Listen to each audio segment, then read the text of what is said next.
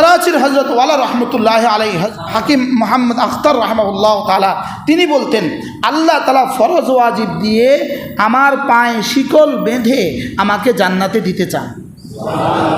যদি আমার সব এখতিয়ারে দিয়ে দিত, আমাকে কিছু বাধ্য করে না দিত, তাহলে আমরা অনেকেই ফরজ ওয়াজিবও করতাম না। তো আল্লাহ তাআলা আমাকে আর এর মধ্যে এখতিয়ার দেয় নাই, না ফরজ আর ওয়াজিবের ক্ষেত্রে তোমার কোনো সুযোগ নেই, তোমার কোনো কি নেই, ফরজ ওয়াজিবের ক্ষেত্রে তোমার কোনো সুযোগ নেই, যেন আল্লাহ তাআলা ফরজ ওয়াজিবের শিকলে বেঁধে আমাকে জান্নাতে দিতে চান।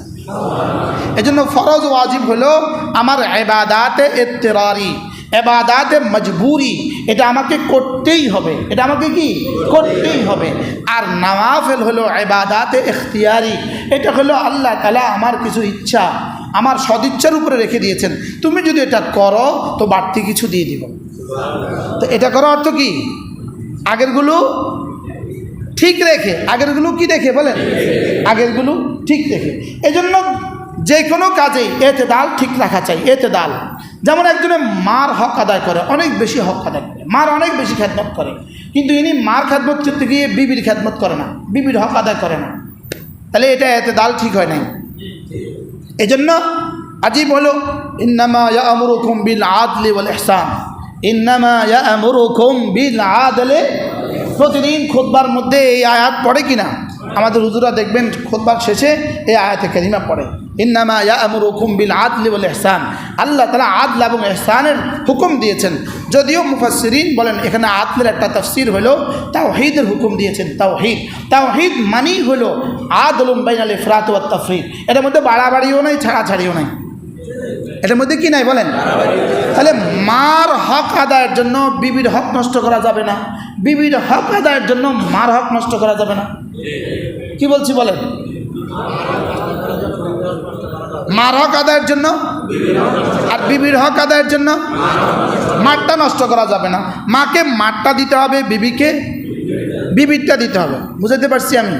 মাকে মারটা দিতে হবে, বিবিকে কি বিবিরটা দিতে হবে। এটা হলো আদল। এটা হলো কি? সন্তানদেরকে সন্তানদেরটা দিতে হবে, সন্তানদেরকে কি ভাই বোনকে ভাই বোনদেরটা দিতে হবে, যিনি যেটা পাবেন সেটা তাকে সেটা দিতে হবে। তাহলে আমার ফরজ ওয়াজিব হলো আল্লাহ তাআলার হক। ফরজ ওয়াজিব কি? এটাতে আমার কোনো কি নাই, এটাতে আমার কোনো এখতিয়ার নাই, এটাতে কোনো ছাড় ছুড় নাই। এজন্য 5 ওয়াক্ত নামাজে কোনো ছাড় নাই। কোন যেমন একজন উমরা করতে গেল, এরকম অসংখ্য হাজি সাহেব মিলে হজ করতেই গেল, লেকিন তিনি হজ করতে গিয়ে জামাতে এহতেমাম করেন না, আছে না নাই? হজ করতে গিয়ে জামাতে নামাজ পড়লেন না, তিনি জামাতের এহতেমাম করলেন না। অনেক বছর আগে একজন তো একবার বলেই ফেললেন, এখানে কি নামাজ পড়তে আসছি, এখানে হজ করতে আসছি।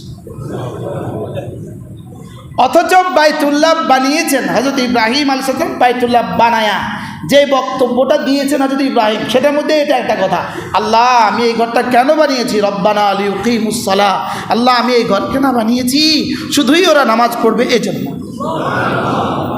কি হয়?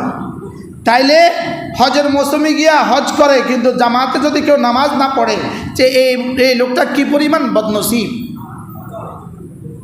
জোরে বলো।